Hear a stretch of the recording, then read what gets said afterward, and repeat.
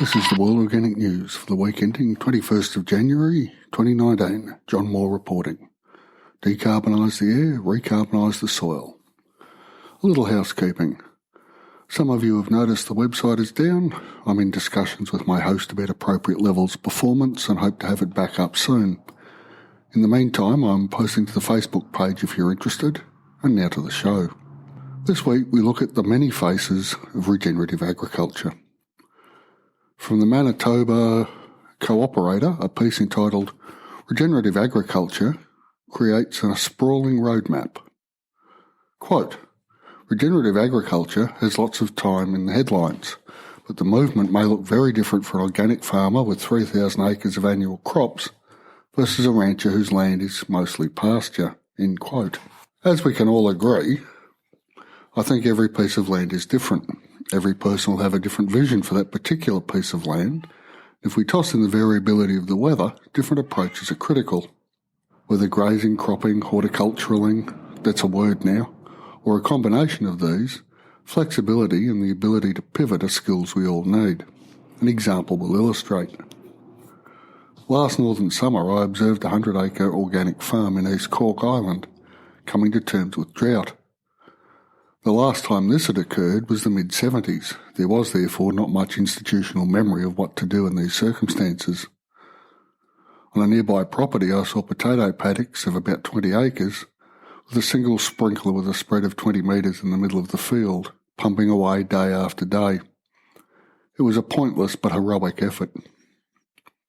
The country itself is not equipped for drought. The image of Ireland as a green paradise is there for a reason. The amount of bare soil on the 100-acre farm became an issue. This was especially so in the outdoor horticultural parts of the farm. Eventually the rains returned, but the deficit was obvious. The pastured-based sections of the farm were rotated through more quickly than usual as the feed had stopped growing. The grain part of the farm fared best. The barley was well underway before the rain stopped arriving, and the soil had a fair amount of moisture from a late finishing winter with an unusually heavy snowfall. The challenges for each section of the enterprise were therefore different. This brings us back to the Manitoba Co-operator piece.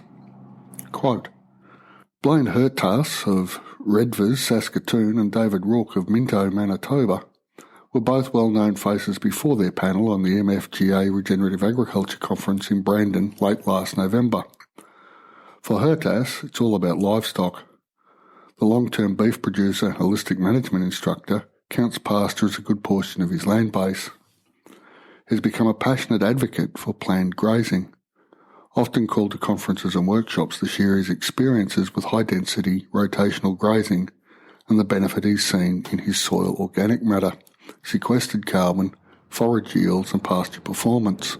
But high stock density grazing with its small paddocks and frequent herd movements also seems like a long reach for farmers like Rourke, whose operation revolves around annual crops and who has no livestock of his own.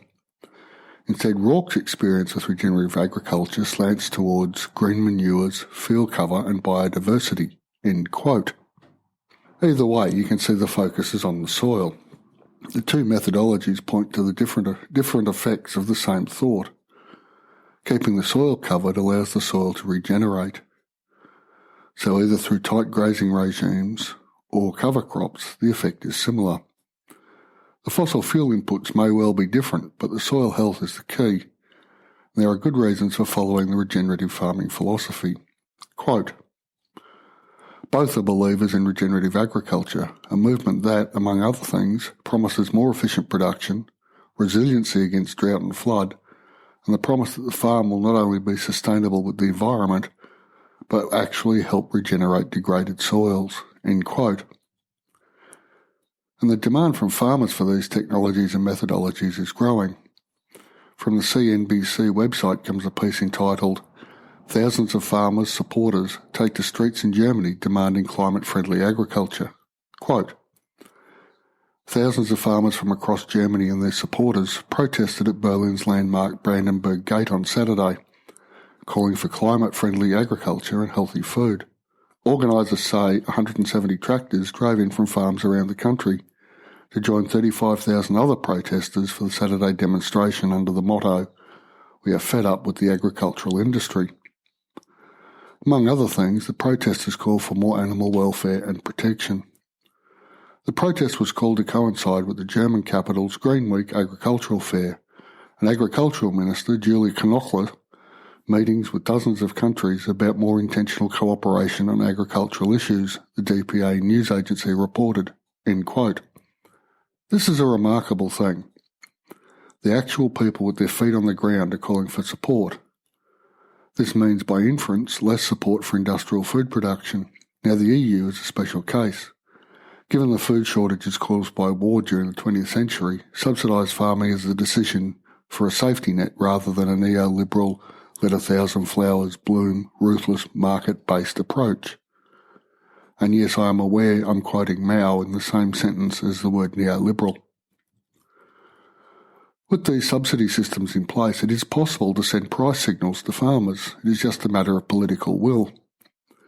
If the EU and the other great subsidiser, the US of A, redirected these subsidies to regenerative practices, farmers would take those practices up.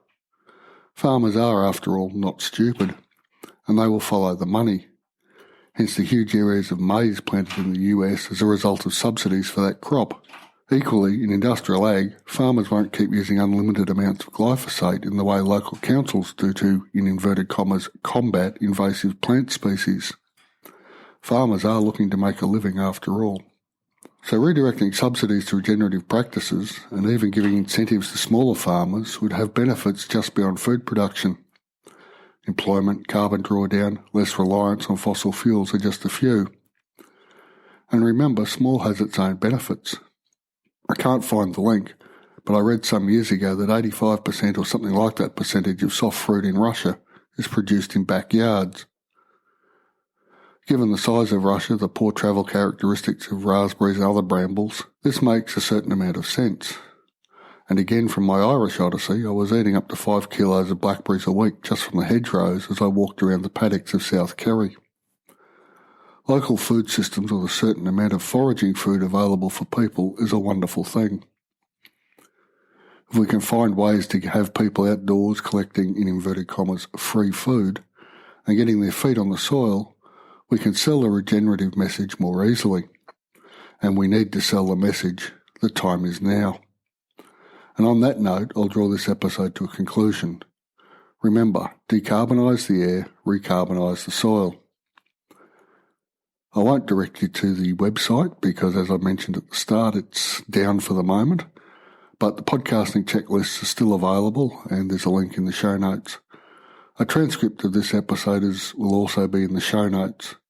Thanks for listening, and I'll be back next week.